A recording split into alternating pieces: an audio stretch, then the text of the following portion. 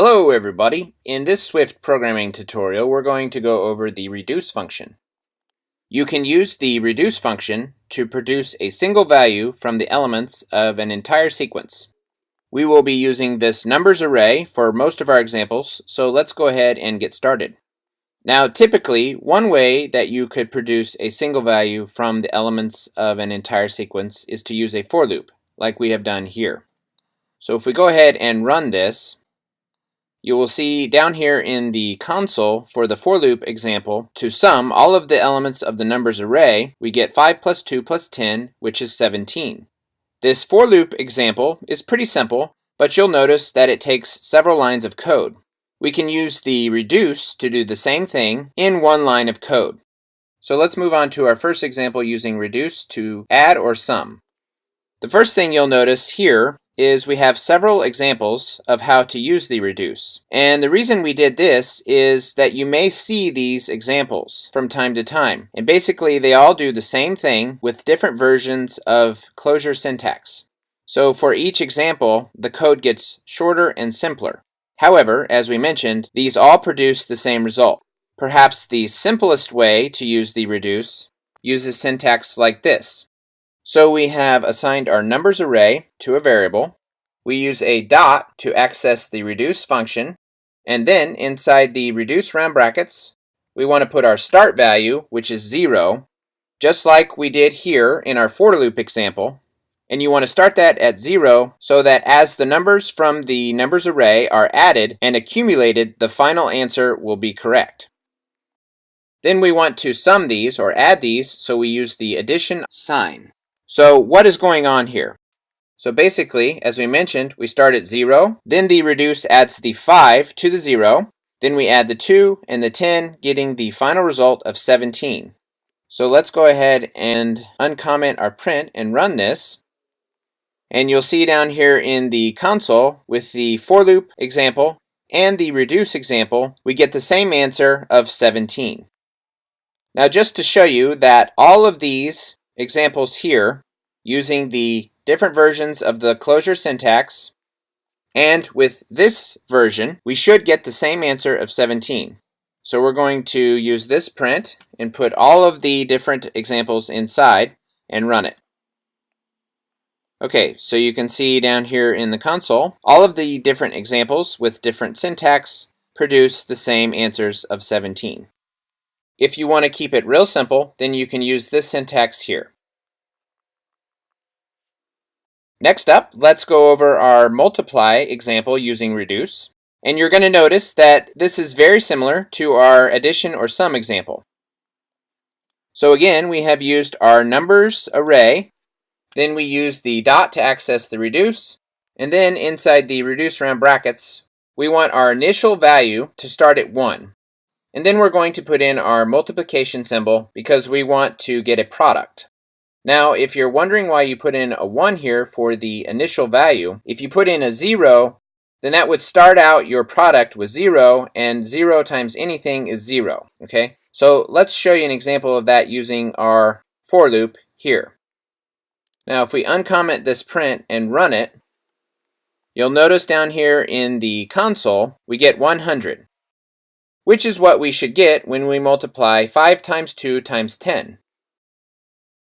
However, if we start this off with a 0 and run it, we're going to get 0 in the console. Okay? So just as we want our initial value in the for loop example to be a 1, we want to do the same thing with the reduce.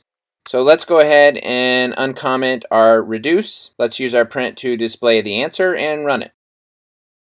Okay, so you can see down here in the console we get the same answer using the reduce and the for loop, both with the output of 100. Now again, if you're wondering how this works, just refer to this. It starts at 1 and then it multiplies by 5 and then 2 and then 10, giving us our answer. Next up, we have an example using the minus sign. Now this one works just a little bit different. Now what we've done here is we started our initial value at 20, and then it's going to continue to subtract the numbers in our numbers array. So it will start at 20, and then it will subtract 5, and then 2, and then 10, giving us an answer of 3. So let's go ahead and run this. And you can see down here in the console, for the minus reduce example, we get 3. Next up, we have an example using divide. Similar to the minus example, we start out our initial value with some number, in this case 200. And in this example, this will start with 200, and then it will divide that by 5, and then it will continue to divide by the numbers in the array, so then it will go and divide by 2, and then 10, giving us a final answer of 2. So let's run this, and you can see we get the divide reduce answer of 2. Okay, so those are 4 examples using the reduce to sum or add, multiply or give us the product, subtract or minus, and then divide or division. Now here we have one final example, and what we want to do is use the reduce to help us count words in a string. So the first thing we did here is we created a string, and then we wanted to turn that string into an array. So to turn that string into an array, we use this syntax here, and we use the components separated by, and then inside our character set, we put any of the characters in this string here that separate the words. So that would be a space, a comma, a question mark, and a period. Now if we go ahead and use a print to display the string1 to array so far, you'll notice down here in the console that we have several double quotes where some of our characters used to be. Okay, so this doesn't look bad, but we want to go ahead and remove those. So we end up with an array with just the words in our string 1. Now to remove those double quotes, we can use this syntax here with the filter function and a closure, and this will end up removing those double quotes. So let's go ahead and display what we have now. So now you can see we have turned our string 1 into an array. Okay, so moving on, the next thing that we can do is we can use our reduce to accumulate the counts per word into a dictionary. Now we have 2 examples of our code here, both doing the same thing. And the difference is the syntax that we use for our closures. Just as you saw up here, closures can take many different forms. We have used 2 different types of closure syntax. So it really just depends on what you like to use and what makes most sense to you. We're going to go ahead and use this version here with the $sign shorthand syntax. So let's go over this code a little bit. So we've gone ahead and used our string1 to array filtered, which we created up here. Then we use our dot to access the reduce function, and this is going to reduce our output into a dictionary. Then we go ahead and use our closure syntax. And basically what this is going to do is it is going to use the key of the dictionary along with a default value as a subscript parameter and a compound assignment operator to accumulate our count for the words in the dictionary. Now this code right here may look a little bit foreign or complicated at first. Now ignoring this compound assignment for just a second, this piece of the code right here is very similar to what you would see when using a normal dictionary. Okay, so here we have an example. We have created a very simple dictionary, and let's say that we wanted to pull out the value associated with key C. To do that, we would use the dictionary variable name.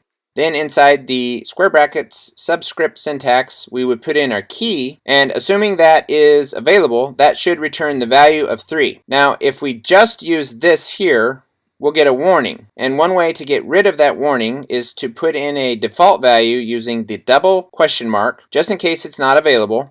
And for that default value, we have just put in a string that says not in the dictionary. So let's go ahead and run this and just show you that we should get back 3. Okay, so you can see down here in the console we get 3. Now if we tried to use a key that's not in the dictionary, such as D, we should get back this. Let's go ahead and run that. And we do. We get back not in dictionary. Okay, so back up to our example here. You'll notice that we start with the $0, and you could think of that as somewhat equivalent to this. And then inside the square brackets, we use our $1, again, just using the shorthand syntax. And you can think of that as equivalent to this. Now we've gone ahead and used the lowercase function because we want to account for all of the words that are like, whether they're capitalized or not. Then, just like we did down here in this example, we provided a default. So this default here is somewhat equivalent to this here. Then finally, we use our compound assignment to help us accumulate our tally or counts for each word. Okay, so let's go ahead and use our print and put our word count variable inside and display what we have so far. So you can see we get our dictionary with the words that were in our original string 1. So each word would be the key, and then after the colon we have the value with the counts for each of those words. Now if you wanted to just pull out one specific word and see its count, then you could use code like this. So let's go ahead and run this and see the count for the word hello. Okay, so the count for the word hello in our original string was 4. And finally, it might be nice to see the counts sorted from largest to smallest. So to do that, we can use this syntax here. Let's go ahead and run it. And you can see down here in the console, we get the counts for the different words from largest to smallest. Okay, so that's all we have for this Swift tutorial on the reduce function. We will be doing many more Swift tutorials in the near future. Join us for those, and we'll see you next time.